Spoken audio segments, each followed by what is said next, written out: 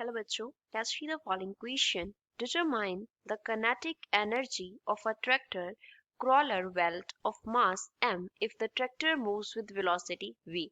Question में दिया है कि जो ट्रैक्टर है वो v वेलोसिटी के साथ मूव कर रहा है, तो जो क्रॉलर का बेल्ट है उसका हमें किनेटिक एनर्जी डिटरमाइन करना है. So first of all, we will talk about the key concept used in the question. इस क्वेश्चन में हम क्या की कॉन्सेप्ट अप्लाई करेंगे. तो इसके लिए हम सिंपली किनेटिक एनर्जी का फॉर्मूला लिखेंगे. किनेटिक एनर्जी हम कैलकुलेट कैसे करते हैं. किनेटिक एनर्जी के लिए हमारे पास फॉर्मूला होता है half into M into V square. M जो है वो यहाँ पे डिनोट करता है मास को and V here denotes velocity.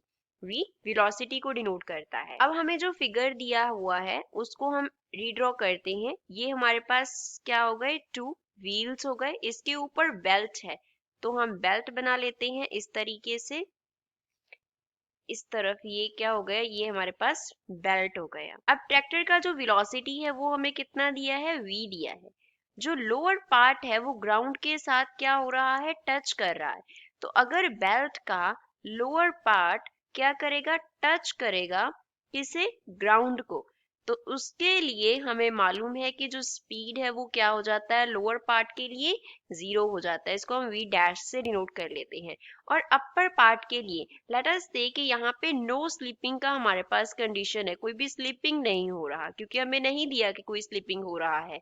तो नो स्लिपिंग का अगर हम कंडीशन अप्लाई करते होते हैं तो अपर जो पार्ट है उसका जो स्पीड, उसका जो वेलोसिटी है अपर पार्ट का, वो हमारे पास क्या हो जाता है, 2 टाइम्स ऑफ v हो जाता है. जो जितनी स्पीड से हमें ट्रैक्टर दिया है कि मूव करेगा उसकी डबल होगी अपर पार्ट की स्पीड. लोअर पार्ट का जो स्पीड है वो क्या हो जाता है, 0 हो जाता है. अब बेल्ट के टू पोर्शंस हो गए नीचे. अब बेल्ट के टू पोर्शंस हो गए. अपर पोर्शन जिसकी वेलोसिटी 2v है उसका मास कितना होगा, m/2. लोअर पोर्शन का मास कितना है, m/2 एंड उसका वेलोसिटी v डैश 0 है.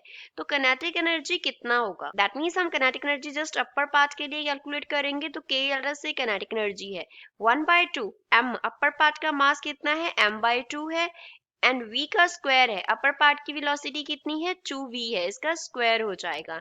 So this is for upper part of belt, क्योंकि लोअर पार्ट का जो वेलोसिटी है वो तो हमारे पास क्या हो गया, 0 हो गया. अब नीचे हमारे पास 2 एंड इंटू 2 4 हो गया. ऊपर हमारे पास 2 का स्क्वायर होगा तो वो भी 4 देगा, which means kinetic energy equal हो गया 4mv square upon 4k. So final answer हमारा क्या होगा, that kinetic energy will be equals to mv square. So this is final answer for the given question. I hope you understood it well. Thanks.